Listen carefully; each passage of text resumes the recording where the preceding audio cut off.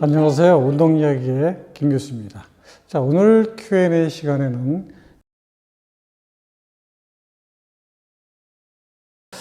최근에 안정 심박수가 39 정도로 나와서 병원에 각종 검사를 받으러 다니고 있습니다. 스포츠 심장이거나 섬액일 가능성이 있다고 하는데 스포츠 심장에 대한 정보가 궁금합니다. 이렇게 질문을 주셨습니다. 아마 운동에 관심이 있는 분들은 스포츠 심장에 대해서 한 번쯤은 들어보셨을 것 같아요. 자, 그런데 안정시 심박수가 39 정도 된다고 하셨잖아요. 자, 안정시 심박수가 39 정도 되면 보통 정상적인 심박수라고 하기는 굉장히 어렵죠. 왜냐하면 일반인들의 평균 안정시 심박수가 70에서 74회 정도 되니까 39회라고 하면 굉장히 느리게 뛰는 것을 의미를 하는 거죠. 자, 심장이 느리게 뛰는 것을 우리가 흔히 말하는 섬액이라고 하고, 심장이 지나치게 100회 이상 안정시에 뛰는 것을 빈맥이다 이렇게 얘기를 해요. 따라서 일반적인 사람들이 섬액이거나 빈맥일 경우에는 심장이 좀 이상이 있다 이렇게 판단을 하기도 하는데, 섬액 같은 경우는 이제 운동성 섬액이라는 게 있어요. 즉 운동 선수들이 심장이 단련돼 가지고 심장이 느리게 뛰는 반면에 정상적인 심장 활동을 하는 것을 보통 이제 스포츠 심장이라고 표현하는 거잖아요. 자, 그런데 그러한 스포츠 심장이 아닌 상태에서 안정시에 39회를 뛴다 그러면 이거 분명히 뭔가 좀 문제가 있다 이렇게 볼 수가 있습니다. 자, 문의하신 스포츠 심장에 대해서 간단하게 얘기를 해볼게요. 스포츠 심장에는 보통 두 가지가 있는데요. 하나는 유산소성, 에어로빅 스포츠 하트가 있고, 그 다음에 무산소성, 언에어로빅 스포츠 하트라는 게 있어요. 자, 그러면 유산소와 무산소가 어떤 차이점이냐면, 유산소성 운동을 하게 되면 보통 심장이 비대해지는 거죠. 심장이 커지는데 주로 뭐가 커지냐? 자심실이 비대해지는 그런 스포츠 심장을 말하는 것을 유산소성 스포츠 심장이다 이렇게 얘기를 하는 거죠. 그래서 한 번 혈액을 박출하는 것을 일회 박출량이라고 표현하는 건데, 일회 박출량이 일반인에 비해서 굉장히 많은 거죠.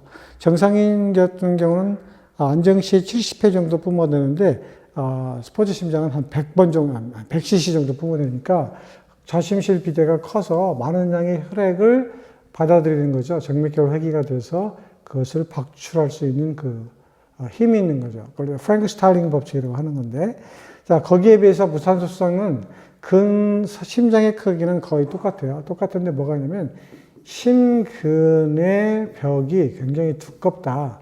그래서 강한 수축력을 뿜어댄다.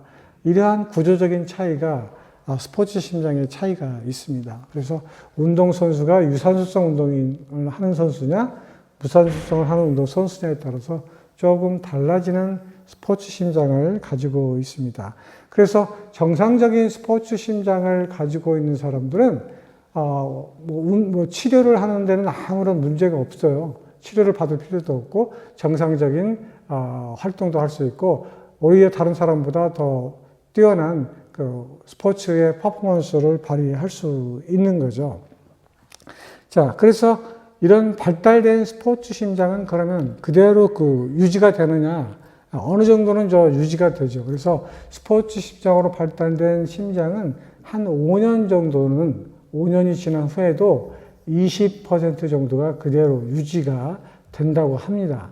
자, 문제는 뭐가 문제가 되냐면, 스포츠 심장으로 발달이 된 상태에서 운동을 중단하게 되면 원래 상태로 돌아오는 것이 일반적인 기전인데, 아까 얘기했던 것처럼 5년이 지난 후에도 20% 이상이 이 스포츠 심장이라고 하는 그 구조적인 형태, 해부학적인 형태를 그대로 유지하고 있다는 거죠. 그러면 어떤 현상이 일어나느냐? 그 상태를 그대로 유지하게 되고 운동을 하지 않게 되면 어떻게 되냐면, 심장 근육이 또는 관상동맥 있죠? 관상동맥. 이러한 것들이 어떻게 되냐면 석회화가 된다는 거죠. 석회화가 된다는 거죠. 즉 심장 근육이 석회화되고 관상동맥이 석회되면 어떻게 돼요? 심장의 신호 전달이 잘 안 될 수가 있어요. 즉 신경계의 자율신경계의 신경 전달이 심장 근육에 잘 전달이 안 돼서 부정맥 같은 것들을 일으키고 부정맥 같은 것들을 일으키고 심실쇠동에 문제가 생길 수 있다는 거죠. 자, 부정맥과 심실쇠동 같은 것이 일어나면 어떻게 되냐? 심박이 제대로 리드미컬하게 뛰지 못한다든가 경우에 따라서는 일회 박출량이 감소를 해서 뿜어대는 혈액의 박출량이 줄어드는 현상이 생기죠. 그래서 심혈관계의 이상을 초래하는 그런 현상들을 일으킬 수가 있어요. 따라서 주기적인 그 심근 검사 또는 심장 검사 또 심전도 검사라고 할까요? 이런 검사를 통해서 사전에 스포츠 심장의 위험성을 조금 파악해 보는 것도 좋습니다. 자, 결론적으로 말씀드리면 스포츠 심장이라는 것은 운동 수행 능력을 증가시킬 수 있는 굉장히 고강도 유산소 운동으로 단련된 그런 심장을 의미를 하지만 이게 지속적으로 운동을 해서 사용하지 않게 되면 어떤 현상이 일어나냐? 아까 얘기했다시피 석회화라는 현상이 일어난다는 거죠. 경화라고도 또 표현할까요? 경화.